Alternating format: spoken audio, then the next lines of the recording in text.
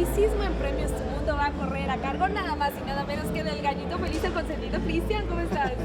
Qué hermosa, gracias. Pues la verdad que sí, ¿no? Pues una baladita como las que yo les puedo cantar, que es mi especialidad, ¿no? Estoy muy contento con esta canción, muy romántica, una historia pues de gran pasión. Así que ojalá que yo les pueda transmitir eso mañana.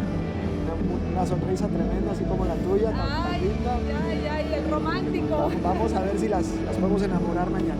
Yo creo que más de una va a quedar enamorada con tu canción porque definitivamente estábamos viendo los ensayos, el escenario, todo pinta de maravilla, Cristian. Dios te escuche, estoy con una emoción tremenda, agradecido con Telemundo por la invitación. Sé que son unos premios que realmente están apoyando muchísimo, que van a hacer la sensación mañana. Oye, definitivamente, ¿cuál es la palabra con la que Cristian podría enamorar a una chica? Bueno, porque puede ser con todas tus canciones, pero... Bueno, la palabra beso. Ah, muy bien. ¿Te gustan los besos? Ah, me encantan. Hablando de besos, ¿cuál es tu favorito?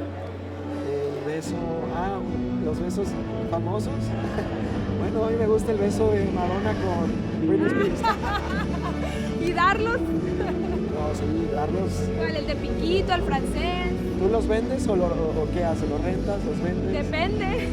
Depende de quién sea. Depende de quién sea el que sube la venta. Sube la venta. Oye, aparte de todo, ya para terminar, escuchamos por ahí, quiero que nos confirmes, ¿vas a estar planeando un disco medio metálico? ¿Algo por ahí la onda o qué? No, la verdad que no, eso es un proyecto de cantautor, muy tranquilo, ya lo verán pronto y por lo pronto nada más mi primera fila, pero no se asusten, no hay nada de heavy metal para nada. Yo no sé hacer eso, es demasiado. Por lo pronto a seguir disfrutando del romanticismo de Cristian en Premios Tu Mundo. Gracias, Cristian. Gracias, hermosa, muchas gracias. Saludos.